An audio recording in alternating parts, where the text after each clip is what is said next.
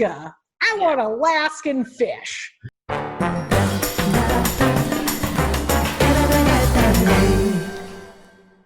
Working in events since 2005, I've always been inspired by people coming together to share ideas.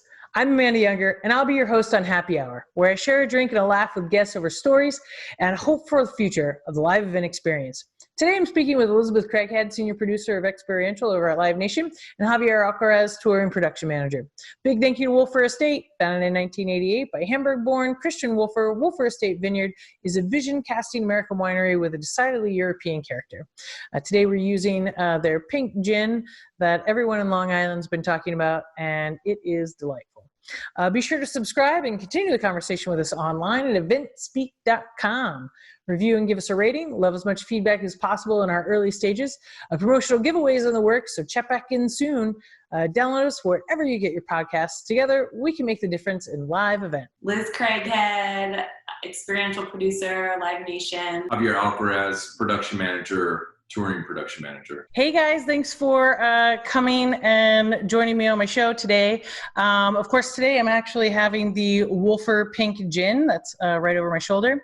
Wolfer Estate Wines, they've been growing their own juniper berries since 1996. So of course, making gin seemed like the natural thing to do. They're out on Long Island, and I have been on their estate. It is quite enjoyable. Today I actually made a martini mixed with an Earl Grey tea-infused simple syrup to make, just like that light, summery type of feel. And then I did a small squeeze of lemon and a dash of Prosecco. I didn't know what you guys might be drinking. I know we're having gin and tea today. We are. We made some sun tea and mixed it with our gin and a squeeze of lime. That's nice. Yeah. Great. Oh, well, Liz, how are you doing? Hi, Amanda. I miss you. I miss you too. For everybody listening in, Liz and I actually worked together back in 2015. We met at NYC Pride, doing some fun concerts. Just a bunch of people wanting to dance. Give the people what they want, Amanda. Gotta give the people what they want. And that's actually how you two met, right, Javier? That's it. Yeah. Giving people what they want. That's what they want. My life. It's my life goal. Well, you heard it here first. Javier's here to give you what you want. No, but you guys got started in like music concerts and touring, and so I didn't know if you guys want to talk about how you guys met on Dance on the Pier, but I know that's how I met both of you. So yeah. Yeah, well, we met the year before, actually, in 2014. Though I feel like 2015, the year of Amanda, was definitely my favorite because I was then not the only girl in that tiny basement office with just a bunch of dudes. 4 dudes and a French bulldog. Even the dog was a dude. So you were a welcome treat. He was making noises. Like, oh, yay, that's love. He yacked on the floor. Just like additional distractions, right? But yeah, and then Javier and I met 2014 and started working together shortly after Pride. Brought me on tour. It was my first tour. He's a touring production manager, so he can speak to that. But I was as green as they come. Very green. And, took a risk on Lil Liz doing sponsorship activations on the concourse for Demi Lovato, and I learned every bit I could as I went. And you actually started in like wedding planning, right? So, because like when I met you, you were like seasonal event planner. You were like, I got my binders, I got my wallet, I'm doing my stuff. And then you go on the road with Jav and you're like, oops, learning stuff, yay. Yeah. Isn't that like every event, like you don't know anything that you're doing until you're doing it, I feel like, in this industry. And that's the first crazy personalities we all have. And we're like, we'll figure it out. We'll do it. So, but yes, I do have a crazy career journey, because I did start in weddings and catering, which I call my event boot camp. And I think trained me for all of the crazy elements that come with special event planning, live events. And then made the leap into like sports and entertainment, and just wanted to, learn as much as I could, and ended up in New York. Got the opportunity with New York City Pride, which forever grateful for. And and now, full circle, now I work for Live Nation and do live entertainment events and sponsor activations all over the world. Yeah, it kind of makes our annual concert silly, because you do it like monthly. Oh no! You're like, wow, that's an annual one. I mean, that's cute. I do like 3 or 5. Yeah, there's really nothing that compares to the experiences that New York City Pride gave me. It's true. It is unique. It is very unique. Yeah, that is very true. Yeah. I love it. Was there any place that you guys have traveled doing events that you love the most? Like, is there like an arena or an amphitheater that you're like, hey, I love that place? Oh gosh. They're all bad. They're all bad. We were fortunate enough to go on a run, and we did a run with U2 back in 2017. And we jumped around Europe. They were doing a stadium tour, which is great because it kind of gives you a lot of time in between, because it takes so much time, obviously, to set up a stadium. And so we were fortunate enough to kind of go from city to city and have a little bit more time, a lot more time than I normally have in a city, to actually, enjoy and sightsee. So just kind of navigating through Europe with a little bit more leisure was really amazing, to really get to see and really get into the culture more than I kind of normally do. Normally it could be, 16 hours in a city and I'm out. So it was great. Things like that are amazing, to be able to really dive into a culture in a city and a country. And their stadiums in Europe are so much larger than ours, because they're rugby and soccer, football stadiums, and they put our little football stadiums to shame. Yeah, they're massive. Wow. Yeah. And then it's U2, so it's really massive. Yeah. You know what I mean? Yeah.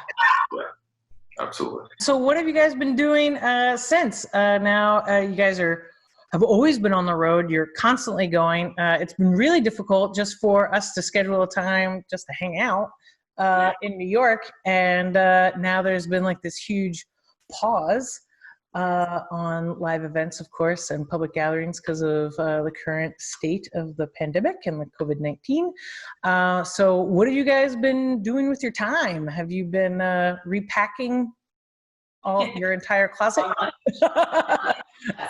For sure. Yeah. It's sad.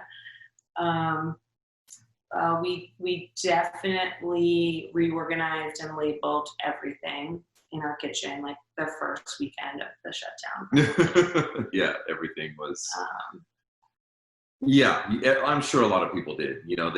They finally sit down and they realize, like, this is kind of a mess that we need to reorganize. And then that takes one weekend, and you're like, okay, great. What do we do now? Now what?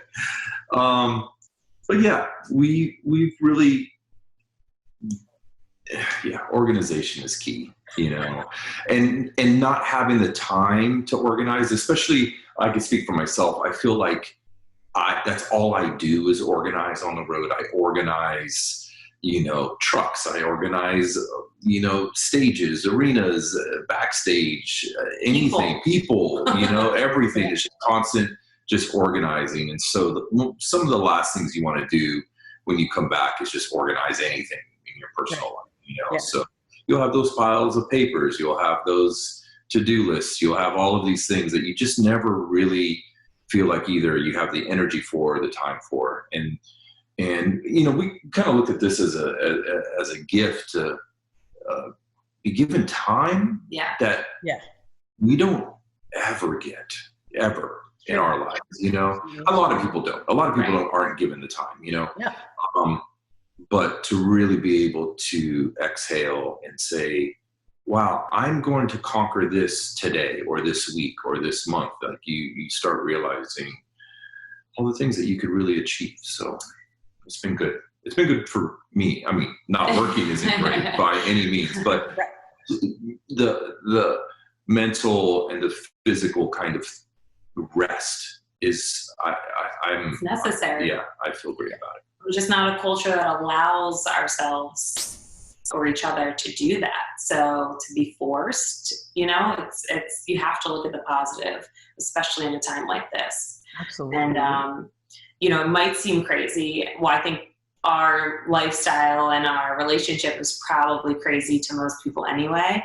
But I think, a lot of people have checked in on us. I don't know what that means for what people think, but a lot of people checked in on us to make sure we were still doing okay, living in a 600 square foot apartment in New York City in like the hotbed, for so long in the beginning. Having never spent that much time in our apartment or with each other, straight. But honestly, we've always said quality, over quantity. And though we were given lots of quantity now, like we know how to work well with each other. So whether that's like us going into our like event production minds and knowing when to, give a little, take a little, whatever, work together. But, we made it work, and we, again, took advantage of it and just wanted to take it for the gift it was and get all these things done that we hadn't thought we could do or wasn't on our radar. No. Let me. You need to understand. There was a day sheet. There was a daily task list. There was a schedule. There was weather. There was workout. There was all of this stuff. There was a plan every day. We still. I color coded it. We still have to be rigid in our own little way, but you're given the time to kind of to do that. There's a master menu spreadsheet that you might want to have shared with you. Fantastic. Yes. Hey, babe, I'm gonna share. I've got a Google Doc. It was a Google. The whole workbook. So, anyways, it's our COVID workbook, and if you could just scroll through it real quick. It wasn't just the menu planning menu planning was a big deal. Well, there was a logical thing about menu planning. I'm getting really hyped about this, but there was, because as you know, being in New York, it was difficult going to the grocery store. Yep. You had to really, plan. You had to plan. When the food delivery started getting really slow, or they started getting delayed or just deleted, like you could not even get a food delivery, realize, we really have to plan this, like really plan it, So we went into hyper planning mode. So it just wasn't what was coming up. even if there were changes, like, we opted on Tuesday to have fish instead of something else. Like, I would make those past adjustments so we knew where we were and where we were going. So we can basically share every meal we've had in this pandemic with absolutely. You. But no, we're not wasteful people, but we also like to enjoy, especially cooking and eating fun, different things. So we wanted to be strategic. We wanted to be like, okay, we want to make this, but obviously, like, we're just making enough food for 2 people. So you have leftovers. Okay, what are we going to do with the leftovers? It was like a game of Chopped, and it really was just like everything wrapped into one. Yeah. But yeah, so we've been enjoying it. We had to learn. We had to learn about cooking in general. Because I guess, like, living in Manhattan, it's it's just too easy to have food delivered. It's super convenient to get anything to your doorstep and not have to think twice about it. And your time is so constrained, by the time you get home, because you're working and then you have a meeting that's after work because it's with people that have day jobs with, the volunteers section of the organization. So by the time that meeting's done, you skipped a meal and then you got to jump on the subway. And by the time you get home, the kid's already in bed and you're like, oh, what'd you guys eat? Or, we didn't get you anything. Oh, that's okay. I'll have like a mozzarella stick and a drink, I guess. And, and then all of a sudden we had all this extra time and it was like, oh, let's cook. I like to cook. And then we really found out that we really liked cooking. But like you said, with all this extra time, the grocery run was a big deal. And we did full inventories of, all right, so let's talk about pantry. Let's look at our dry goods. Let's see what we got. Okay, what do we got in our dairy section? Because that's going to go first. Okay, let's look at our fresh stuff. And we went through everything. Now let's go into the freezer. What can we freeze? What can we move over there and save for another time? What can I put in a bag? And I'll make in bulk and we'll bag it and then we'll have it next week, something like that. And we started to schedule as well. And sure enough, we also have a whole list of every meal that we've had the entire time since March 15th, 13th. March 14th. Friday the 13th, Yeah. March 14th, yeah. So ever since March 14th, we have every meal written down because it was also our guide to be like, oh, chicken. Well, we can't have chicken again. Let's have the ham. And then, when are we going to have the pork? Okay, yeah, but beef, yeah, but you don't want too much. And then I started to get the Alaskan wild salmon subscription. So every month I got fish delivered because we were like, we need more fish, but I don't want to get it from the grocery store. And what am I going to do? Because I'm from Florida.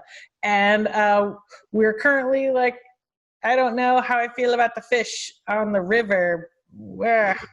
So I was like, Alaska. I want Alaskan fish.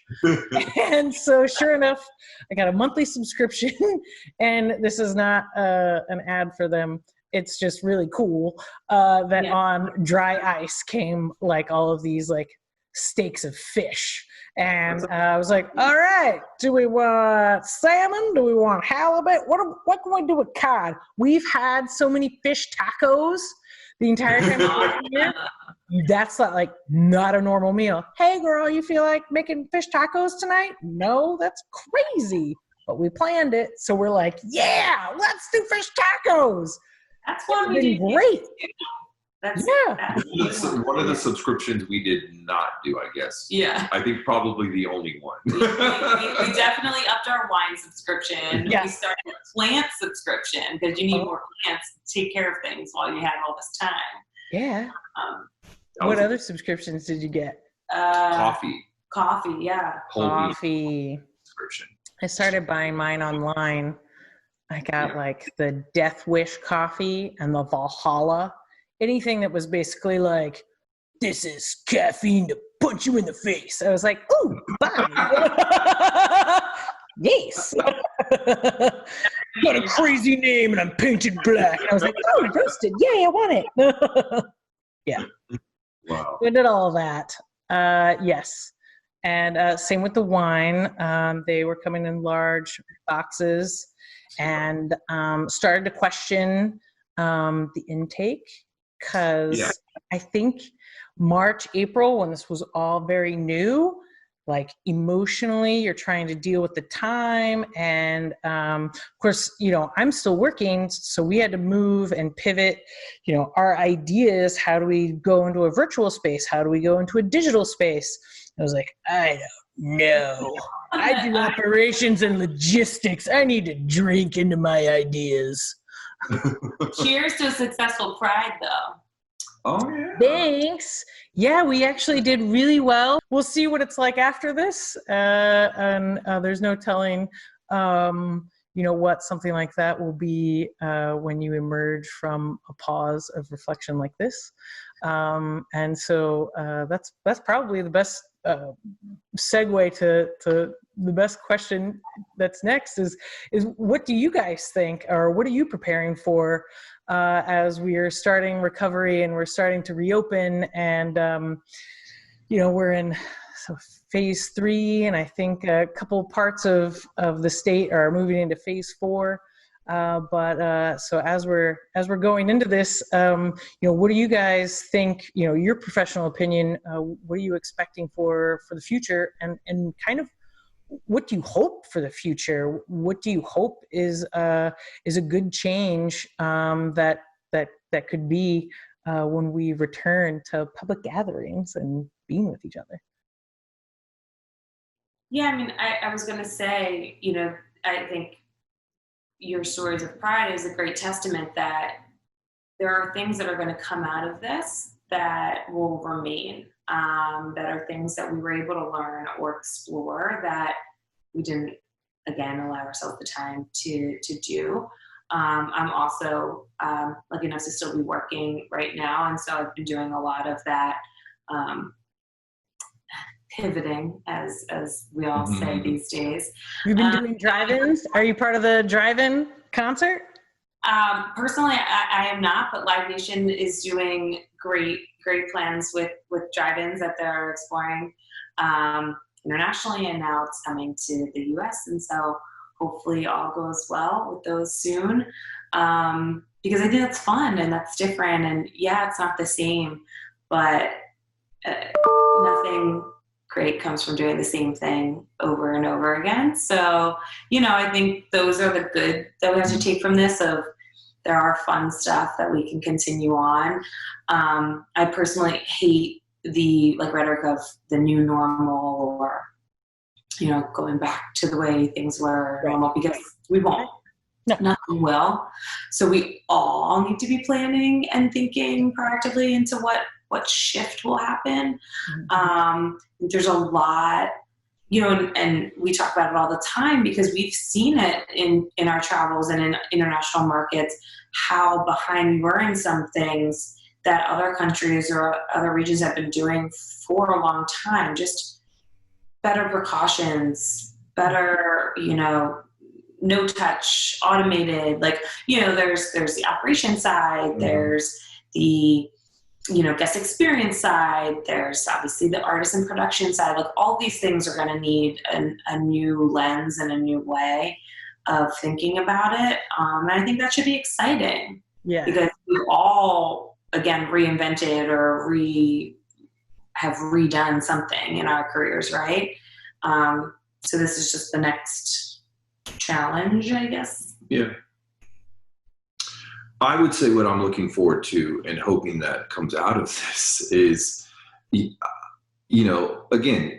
kind of going back to having time, is an artist's usual cycle is, record an album, go out on tour, come back home, kind of quickly record an album, and then go right back out on tour and stuff like that. So when you give artists time to kind of do what they do well, and then without the pressure of having to go out and having to go do the grind and stuff like that, I believe there's going to be just a ton of really new, interesting music. And I'm just speaking from the art side that I know, which is music, that it's just going to, I think, flood the market, and just for years to come. I think there's so much to write about, actually. Creative boom. The creative boom will come out of this generation. We had that baby boom. I feel like there's going to be, that creative boom, because people are at home. I think you were mentioning earlier, oh, my friend picked up ukulele. Yeah. A lot of people picking up guitars. I wanted to learn to play piano, but you could imagine the artists who've always been at that level and say, I've really wanted to master piano. I've wanted to do a piano album. And who knows what's really going on in those studios or in those bedrooms or in those, basements or wherever they are in their creative element. Yeah.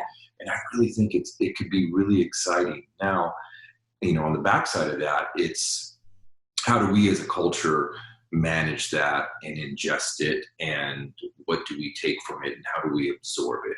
And that's kind of, it's kind of where we fall into to a certain part of it is being able to take that artist, take that their ideas, and take that momentum and kind of give it to the people. It's taking it and then multiplying it. It's like taking a chef's idea and then expanding it 100 times, 1,000 times over. It's that one plate, it's that one concept. Here it is, that one song or that one album, and then here we go. So I'm hoping that there's going to be just a lot of great music, a lot of great material, a lot of great albums, and then we get back to work and actually get out there and really tour behind some really interesting projects. And I think it's going to happen. And I think the idea of intimate shows and small shows that really are going to put any level artist at any scale, so you can take your large artists, and I don't think there's going to be anything shying away from putting them in a 500 seat room. Why not? Let's do it. Let's get this out there, rethink this. Maybe we need to do multiple nights in smaller places. Maybe, I don't know, but I just think there's going to, or multiple artists in bigger, there you go. Yeah. arenas. So everyone's brainstorming to get something new. The norm was working, but it was challenging, and everyone was pushed to the limit. Everyone, every vendor, every artist, every agency, every lawyer, every agent, every promoter, every ticketing, everything was at max. And they were just sitting at max for years and years and years. And you're just like, you're just checking off your every year by Coachella. Okay, next year, Coachella. Next year, Coachella. And that's how you're, in the touring world, that's how you mark your calendar year, is when Coachella is, and that's where you go from. And it's when you have a reset like this, you're like, oh, okay, there is life outside of that. Well, it used to be because the calendar year, festival touring season and all of that stuff was so deep, and then it was like, oh, it's actually 2 months before Coachella or the start of festival season, to now we're past Halloween and we're into Christmas, and wait, that's the entire year. Like, what happened to seasonality or rotation? It was just, oh no, there's always something to do. And I mean, we were traveling up until right before this. I mean, I have a huge program that I do in the beginning of the year, and then we were over in Europe for an event, and then got away for a couple days to explore another city, and so we're excited to get back to that part. I mean, again, grateful for the time and everything else that comes with this, but it's not what we love to do. We want to get back out there and produce really cool things for people and bring people happiness and joy and release and all of that. Yeah. And talking privately with some of my friends, we were talking about how people are going to pay more for that box seating because it is now a real commodity, just for safety issues. Is it worth the money? Yeah, because I want to take grandpa and he's 80 and I love him and we're going to buy this box suite. And we had talked about how those premier spots are going to now be worth more. So it's almost like you were saying those intimate shows, it's worth more. You could pay twice as much for a ticket to have an intimate showing with a mid-level artist rather than a lower price in a large arena with the same artist. Like, I'm willing to pay more for less people around me to still have like this experience, and probably less production. Like we were talking and have talked to a group of friends of his, back, kind of early on during all this, and we're all kind of in agreement that with everybody pushed to their limit, everybody was also out to like outdo and like the new biggest, baddest, latest, greatest, whatever. And how much can you continue in that? Like, people were literally going to the, so let's take a step back and go back to the roots and more organic, or back to the music and the creative, and it's almost like a reset. Like, I'm excited too, because I think it's going to be more stripped down, more authentic, almost, in a way. Like, again, all these words that I think are so overplayed right now, but that's also what's going to come from this, because people are going to just hopefully not take things for granted, and like pay more, or and be worth more, and hopefully experience it a little more fully, I guess. I think experience it in a way that they didn't necessarily know how to experience it before. I think there like was not through their phone. Yeah, right. And the large environment, and which, hey, I am older, so that's not necessarily my cup of tea, even though I will facilitate it every day, all day long. But I think there's a little bit that gets lost in that. We all know there's a little bit that gets lost, and when you do have an experience that is more intimate, the artist has to take it up a level, and the audience also has to take it up a level. They can't be partying and cheering and being on their phone and stuff like that in a 500-seat room that the artist can literally see them and hear them. So there's this give and take, which I think is really exciting, and really it just gives so much texture and meaning to the performance now. It forces a full engagement between both parties. Yeah, there's going to be artists kind of, I shouldn't say forced into it, but really just, they're going to be, some artists are actually going to be introduced into smaller venues that they never played before. The pop market goes pretty much from 0 to 100 pretty quick. I mean, you can go from, introducing your first single, then your first album, then your arena tour in like that, which, I mean, that's never a lot happened before. It was like you played the clubs, then you played the theaters, then you played the clubs again, and then you opened up the theaters, and then maybe you opened up in an arena, and then you played clubs again. It was just it was this thing, but through all of that, you did the grind, and you built your show, and you built your fan base, you built all of this stuff, and you learned how to entertain, and you learned how to present your art, and you learned, really, I think the most important thing, a lot about yourself as an artist and who you are, and finding your voice, not your singing voice, but your voice, So I wanted to thank you again, and I can't wait to experience more of your creations. Thank you. Thank you.